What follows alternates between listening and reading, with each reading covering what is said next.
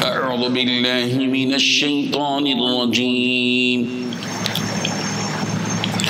بسم الله الرحمن الرحيم ولا تأكلوا أموالكم بينكم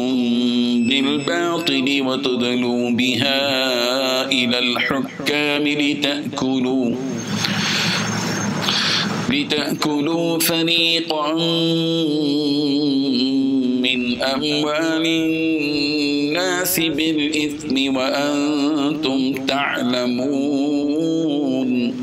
صدق الله العظيم۔ حاضرین و ناظرین، یہ درس نمبر 121 ہے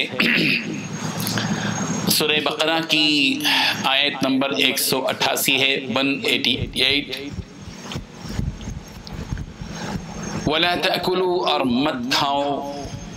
اموالکم، ایک دوسرے کے مال، بینکم، آپس میں، بالباطل، ناحق طریقے سے، کہ وہ تدلوا بہا الی الحکام، اور نہ ان کا مقدمہ لے جاؤ حاکموں کے پاس، لتاکلوا، تاکہ تم کھاؤ، تاکہ تم میں سے کھائے، فریقا من اموال الناس، لوگوں کے مال کا ایک حصہ، بالاسم، گناہ کے ساتھ، وانتم تعلمون، جانتے بوجھتے۔ اس آیت کا مکمل ترجمہ یہ ہے کہ اور آپس میں ایک دوسرے کا مال ناحق طریقوں سے نہ کھاؤ، اور نہ ان کا مقدمہ حاکموں کے پاس اس غرض سے لے جاؤ کہ لوگوں کے مال کا کوئی حصہ جانتے بوجھتے ہڑپ کرنے کا ارادہ کرو۔ ناظرین، اللہ تبارک و تعالیٰ نے اس آیت میں دو باتیں بیان کی ہیں۔ بنیادی طور پر یہاں ایک بات ذہن میں رکھنا چاہیے کہ مال کے حاصل کرنے کے دو طریقے ہیں۔ ایک طریقہ پسندیدہ طریقہ ہے، فطرت جس کو پسند کرتی ہے، اور وہ جائز بھی ہے۔ پسندیدہ اور جائز طریقہ، یہ ایک طریقہ ہے مال حاصل کرنے کا۔ صبح و شام جو ہم محنت کرتے ہیں، جو بھی کام کرتے ہیں روزی حاصل کرنے کے لیے، اس دو طریقے ہیں اس میں۔ ایک تو یہ کہ پسندیدہ طریقہ اور جائز طریقہ، اور ایک طریقہ وہ ہے جیسے جائز طریقہ، پسندیدہ طریقہ میں زراعت ہے، آدمی کسان ہے، کھیتی باڑی کرتا ہے، محنت کرتا ہے، ظاہر ہے کہ وہ پسندیدہ طریقہ ہے، حلال بھی ہے، جائز بھی ہے۔ آدمی تجارت کرتا ہے، باقاعدہ دکان کھولتا ہے، مال لاتا ہے، 10 روپے کی چیز 15 روپے میں، 12 روپے میں، جیسے چاہے بیچتا ہے، حلال طریقے سے، دھوکہ دیے بغیر۔ ظاہر ہے کہ یہ بھی حلال طریقہ ہے۔ آدمی ملازمت کرتا ہے، ڈیوٹی کرتا ہے، وقت پر جاتا ہے، وقت پر واپس ہوتا ہے، کام کرتا ہے،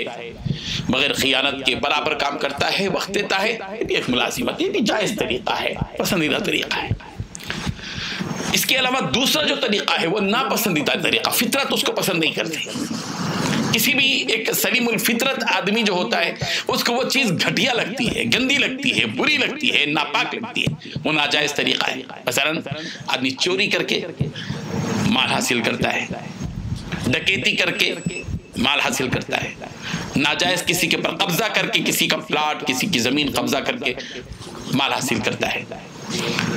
رشوت لے کر مال حاصل کرتا ہے، سود کھا کر سود کے طریقے سے پیسہ لیتا ہے، فطرت اس کو پسند نہیں کرتی،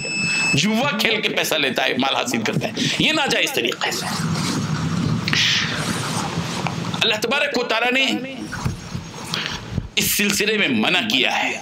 صاف طور پر بتا دیا، وَلَا تَأْكُلُوا أَمْوَالَكُمْ بَيْنَكُمْ بِالْبَاطِلِ، اے لوگو، تم آپس میں ایک دوسرے کے مال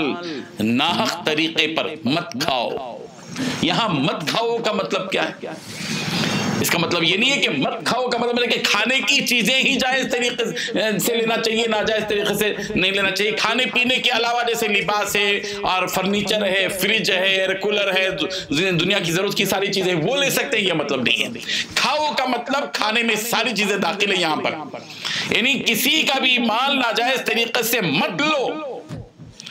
ہم بھی محاورے میں کہتے ہیں अरे भाई उसका पूरा माल खा गया भाई, आदमी थोड़ी वो माल जो ले गया पूरा खा जाता है, उससे फर्नीचर भी लिया हो सकता है, मगर खा गया बोलते, खा गया, अरे इतना पैसा खा गए साहब, हम लोग किसी की पतब से रखते पूरा खा गए भाई। ये खा गए क्या है, थोड़ी खाने ही में खर्च करता है, वो अपने बच्चे की स्कूल की फीस भी दे सकता है, या अपने घर के लिए फर्नीचर भी ले सकता है, या कोई और सवारी ले सकता है।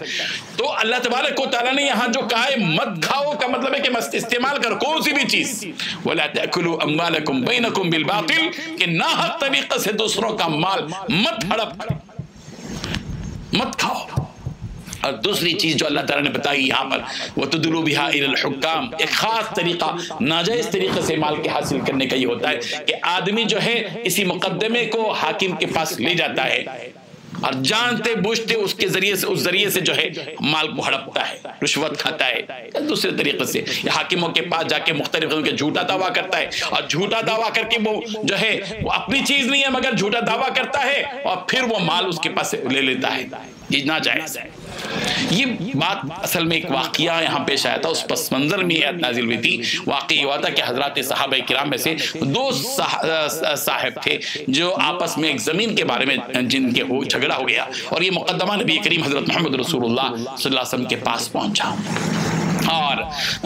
जो शख्स ने एक दावा किया, एक आदमी पर जिसके पर दावा किया गया,